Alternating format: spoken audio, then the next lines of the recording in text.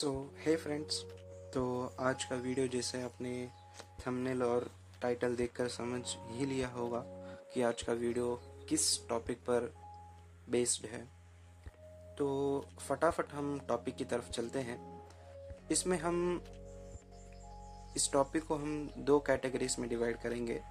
जैसे हमारा examination BCom, ये वीडियो उन लोगों के लिए है जो BCom first sem, second semester, third semester और फोर्थ सेमेस्टर, इन दो चारों सेमेस्टर में जो स्टूडेंट्स हैं उन सब के लिए जो है ये वीडियो बहुत हेल्पफुल है। तो आप किसी भी सेमेस्टर से बिलोंग करते हो, आपके लिए जो है ये वीडियो में मैं इस टॉपिक को आपको समझाने के लिए दो अलग अलग कैटेगरीज में इसको डिवाइड करूँगा। इस एग्जामिनेशन टिप्स ट्रिप्स को जो है स्ट्रैटेजी आप समझ सकते हैं, कुछ भी आप समझ सकते हैं। दो इस तरह होंगे, दो डिफ्रेंशिएशन जो है। पहला एक टॉपिक होगा जो इसमें जो है मेनली प्रैक्टिकल सब्जेक्ट्स होंगे। प्रैक्टिकल सब्जेक्ट्स मतलब जैसे आप बीकॉम से बिलोंग करते हैं तो आपके लिए practical subjects financial accounting, advance financial accounting, corporate accounting, advance corporate accounting, cost accounting, इसी तरह और स्टैटिस्टिक्स, क्वांटिटेटिव टेक्निक्स जो सब्जेक्ट्स कह करके आता है वो वाला भी। और दूसरा आकर के जो है दूसरा हमारे लिए टॉपिक होगा वो होगा थियोरेटिकल। थियोरेटिकल सब्जेक्ट्स में जो है आप जैसे law and practices of banking, management, business law, micro economics, macro economics, ऐसे जो थियोरेटिकल जिसमें प्रॉब्लम्स नहीं होते, जिसमें थियरी लिखना होता है, इस तरह के दो कैटेगरीज में हम इस वीडियो को डिवाइड करेंगे। ओके, इसमें सबसे पहले मैं अपना पर्सनल एक्सपीरियंस भी आपके साथ शेयर करूँगा इन चीज़ों को आपको समझाने में। तो सबसे पहले हम बात कर लेते हैं कि प्रैक्टिकल सब्जेक्ट्स के बारे में, कि इनमें तैयारी, इसमें प्रिपरेशन कैसी हो प्रैक्टिकल सब्जेक्ट्स में। तो बीकॉम में शायद आपने अब तक आप स्टूडेंट्स सब लोगों को पता चल गया होगा कि हर कोर सब्जेक्ट में जो कॉमर्स सब्जेक्ट्स होते हैं उसमें हर एक सब्जेक्ट्स में मेनली 5 चैप्टर्स होते हैं। ओके, 1 2 3 4 5 मेनली 5 चैप्टर्स होते हैं। तो इन 5 चैप्टर्स में जैसे एग्जांपल के तौर पर अगर हम एक चैप्टर एक सब्जेक्ट ले लेते हैं, जैसे एडवांस कॉर्पोरेट अकाउंटिंग में जो है 5 चैप्टर्स हैं। Accounts of banking companies, redemption of preference shares, accounts of holding company, accounts of liquidation of company, और इसके साथ साथ जो है सेल्फ बैलेंसिंग लेजर्स। इस तरह जो है 5 चैप्टर्स हैं। तो आपको मेनली एक स्ट्रैटेजी या एक पहला ये चीज़ करना है कि आपको इन पांचों में से किसी 3 चैप्टर्स को आपको थरोली जो है पढ़ना है। मतलब उसको चूज करना है जो आपको इजी लगे, जो आपको लेक्चरर्स में समझ आया और बहुत आपको वैसे प्रॉब्लम्स सॉल्व करना बहुत आसान लगता है, समझ आ गया है आपको प्रॉब्लम। उन 3 चैप्टर्स को आपको सेलेक्ट करना है और उसी 3 चैप्टर्स को अगर आप अच्छी तरीके से अगर परफेक्ट कर लेंगे, मतलब उसमें अच्छी तरीके से आप प्रैक्टिस कर लेंगे, उसको प्रिपरेशन में उन 3 चैप्टर्स को आप बहुत अच्छी तरीके से प्रिपरेशन कर लेंगे तो आपका एग्ज़ाम आराम से, आसानी के साथ, इजीली आप जो आपका एग्ज़ाम कंप्लीट कर सकते हैं, वो भी अच्छे मार्क्सों के साथ। और इसका प्रैक्टिकल प्रूफ भी मैं, इसका प्रैक्टिकल रीज़न भी बताऊंगा, ये 3 चैप्टर्स पढ़ लेने से कैसा काम करता है एक्चुअली, कैसे ये प्रैक्टिकली पॉसिबल है, ये भी मैं आपको प्रूव करके बताता हूँ। इसके लिए ये एक चीज़ समझिए कि आपका एग्ज़ाम पैटर्न कैसा होता है। ठीक है, आपका मेनली एग्ज़ाम पैटर्न किस तरह का होता है, इसमें आप इस चीज़ को समझ जाएंगे तो आप ये 3 चैप्टर्स का रूल, ये 3 चैप्टर्स का स्ट्रैटेजी जो आपको बहुत आसानी से समझ आ जाएगा। एग्ज़ाम में मेनली जो है 3 टाइप्स के जो है सेक्शंस होते हैं, सेक्शन ए, सेक्शन बी और सेक्शन सी। सेक्शन ए होता है मेनली 2 मार्क्स। ये एक्चुअली अब जो है ये सीपी जो हमारा नया एजुकेशन पॉलिसी आया है, स्टेट एजुकेशन पॉलिसी, उसकी वजह से जो है ये अलग हुआ है। वैसे प्रीवियसली जो एनईपी जो था उसका मार्क मार्क्स देने का और क्वेश्चन पेपर पैटर्न जो है अलग था, और 5 मार्क्स के क्वेश्चंस और ये 15 मार्क्स के क्वेश्चंस। और इसमें जो है नियर बाय जो है 11 और 12 क्वेश्चंस होंगे। उसमें आपको 10 क्वेश्चंस अटेंड करना है। तो 10 टू जा 20 मार्क्स यहाँ हो गए आपके। और यहाँ पर जो है 5 क्वेश्चंस दिए जाएंगे। You have to attend 3 any of them, 3 any of them. And finally यही चीज़ जो 5 मार्क्स में जैसा था वैसे ही यहाँ पर भी 5 क्वेश्चंस पूछे जाएंगे। तो इसमें भी आपको जो है 3 क्वेश्चंस आंसर करना है। तो इस तरह जो है इसमें बन गए 15 मार्क्स, इसमें बन गए 45 मार्क्स और इसमें बन गए कितने 20 मार्क्स। ओके, इस तरह आपका 80 मार्क्स का क्वेश्चन पेपर रेडी होता है। अगर आप सिर्फ 3 चैप्टर्स अगर आप प्रिपेयर कर लेंगे तो आप समझिए आप ऑलमोस्ट जो है 60 प्लस मार्क्स जो है स्कोर कर लेंगे।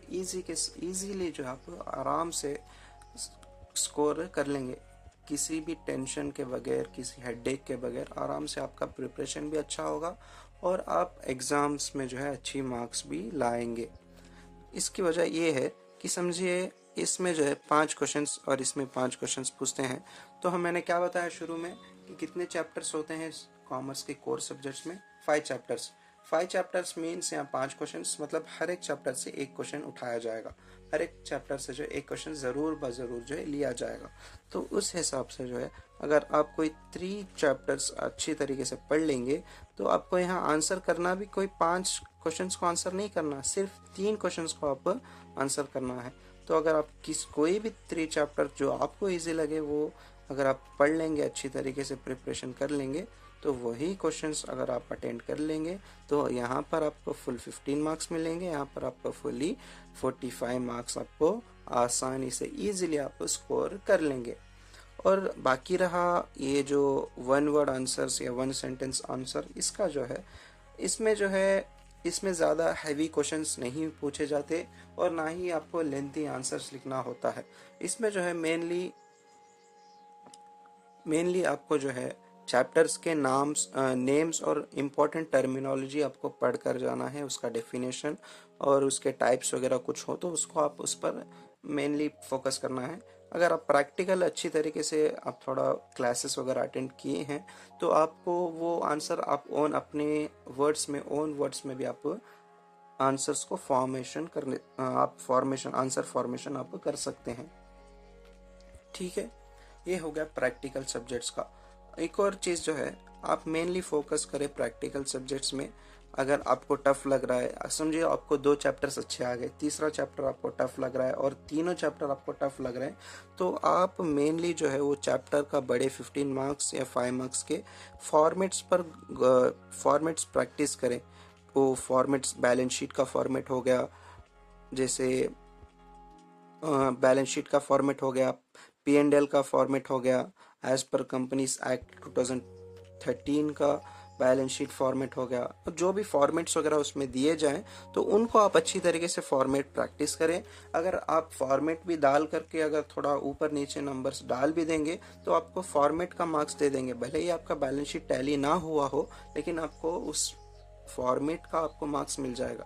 ये जो है बहुत हेल्प होगा। कुछ ना कुछ something is better than nothing जैसा कहा जाता है, उसी तरह ये जो आप फॉर्मेट डालकर ड्रॉ कर करके उसमें कुछ आइटम्स जो क्वेश्चन में दिया गया उसको आप थोड़ा भी अगर आप ओनली थोड़ा गौर करके अगर उसमें थोड़ा फोकस करके ऑब्जर्व करके उसको डाल देंगे, तब भी अगर आपका बैलेंस शीट वगैरह टैली ना भी हो आपको इस फॉर्मेट का मार्क्स आपको ज़रूर मिलेंगे। ये होगा प्रैक्टिकल सब्जेक्ट्स के बारे में।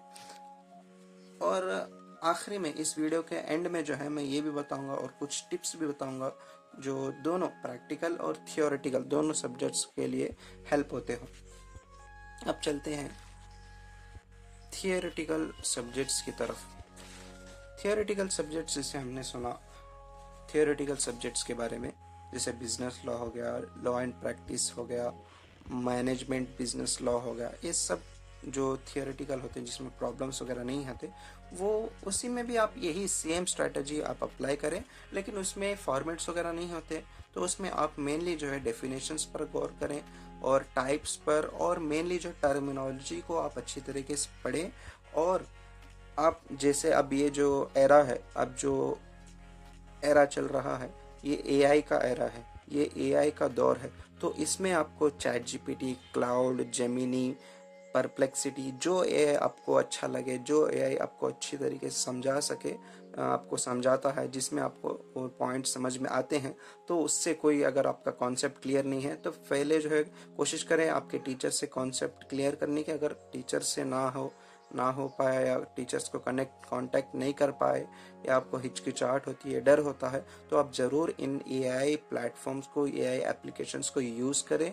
और इसके साथ साथ जो है आपके टर्मिनोलॉजी के जो है निमोनिक्स आप बना लें। आप हेडिंग्स को, जो टर्मिनोलॉजीज यूज़ किए जाते हैं, जो वर्ड्स स्पेसिफिक टर्मिनोलॉजी यूज़ किए जाते हैं, तो उनको आप अच्छी तरीके से याद करें। अगर आपको उन ज़्यादा पॉइंट्स है तो ज़रूर उस पॉइंट्स ज़रूर याद करें, और उसका डेफिनेशन आप अपने ओन वर्ड्स में दें। वो पॉइंट्स याद रखने में आपको दिक्कत हो रहा है, तो जैसे मैंने बताया एआई, चैट जीपीटी, क्लाउड वगैरह को यूज़ करें, तो इनमें वो पॉइंट्स अपलोड करें और उससे जो है निमोनिक्स जनरेट करने के लिए प्रॉम्प्ट दें, जिससे वो निमोनिक्स आपको ईजी करके देगा। जो निमोनिक्स मतलब जो है बड़े से बड़े पॉइंट्स को जो है सिर्फ कुछ वर्ड्स में आपको, अल्टरनेटिव वर्ड्स में, या आपको वर्ड्स में कन्वर्ट करके देगा। अगर मैं इसके रिलेटेड कुछ एग्जांपल्स मिलेगा तो मैं आप स्क्रीन पर डाल दूंगा, तो स्क्रीन पर आप ज़रूर देख लें। निमोनिक्स इसको कहते हैं। इस तरह आप पॉइंट्स को याद करें। और एट द एंड मैं अपना पर्सनल एक्सपीरियंस भी शेयर करना चाहता हूँ। तो ये जो स्ट्रैटेजी मैंने आपको शेयर किया, 3 चैप्टर्स, ये प्रैक्टिकली बहुत वर्क करता है और बहुत हेल्पफुल भी है एग्जामिनेशन के प्रिपरेशन के लिए। और दूसरी चीज़ें मैं अपना पर्सनल एक्सपीरियंस आपसे शेयर करना चाहता हूँ कि एग्ज़ाम से पहले जो है आपको पैनिक नहीं होना है। उसके बाद आपको जो है प्रीवियस ईयर क्वेश्चन पेपर सबको ज़रूर सॉल्व करेंगे तो बहुत बेहतर है। अगर सॉल्व ना भी करें तब भी जो है आप ज़रूर उन प्रैक्टिकल क्वेश्चन पेपर्स को जो है एक बार देखें, क्वेश्चंस कैसे पूछे गए, किन टॉपिक्स पर पूछे गए।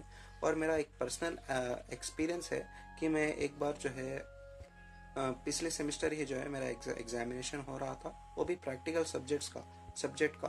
तो मैंने एक दिन पहले, जस्ट 1 डे बिफोर जो है क्वेश्चन पेपर देखा। तो उसमें एक क्वेश्चन मुझे अजीब सा लगा कि क्वेश्चन में कंफ्यूज करने के लिए जो है ज़्यादा नोट्स एडजस्टमेंट्स दिए गए थे, लेकिन वो नोट्स और वो क्वेश्चन का कोई कनेक्शन ही नहीं था। सिर्फ कंफ्यूज करने के लिए, स्टूडेंट को कंफ्यूज करने के लिए ऐसा क्वेश्चंस दिया गया था। और नेक्स्ट डे क्वेश्चन पेपर जो मैं एग्ज़ाम लिखने वाला था, उसमें भी सेम क्वेश्चन जो है वैसा रिपीट हुआ था। तो मैं उसको समझ गया था एक दिन पहले, जैसे मैंने प्रीवियस ईयर का क्वेश्चन पेपर देखा, तो मुझे समझ आ गया था इसको कैसे सॉल्व करना है, ये नोट्स उसका कोई कनेक्शन नहीं है। लेकिन बहुत सारे दूसरे स्टूडेंट्स जो क्वेश्चन पेपर नहीं देखे थे प्रीवियस ईयर का, तो उसमें कंफ्यूज हो गए और वो अपने मार्क्स जो है लूज कर गए। ये एक रीज़न होता है।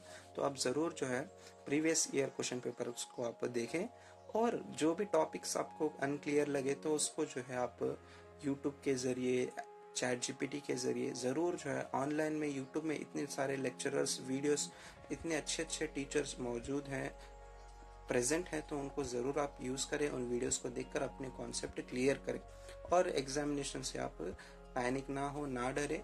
आपका एग्जामिनेशन बहुत अच्छा होगा। All the best. और अगर कोई डाउट वगैरह हो तो आप चाहे तो कमेंट सेक्शन में करें। और इसी तरह आपको इसी तरह स्ट्रैटेजी आपको लैंग्वेजेस के लिए भी चाहिए तो ज़रूर आप मुझे कमेंट करें। मैं जो है आपके कमेंट करने के ऊपर जो है ज़्यादा कमेंट्स आएंगे तो मैं ज़रूर लैंग्वेजेस के एग्जामिनेशन प्रिपरेशन के लिए भी इसी तरह का एक फुल फ्लेज जो है वीडियो बनाऊंगा। और ये मेरा पहला वीडियो है, तो आई होप आप सबको जो है ये अच्छा लगा होगा। तो bye, all the best for your all examination my friends.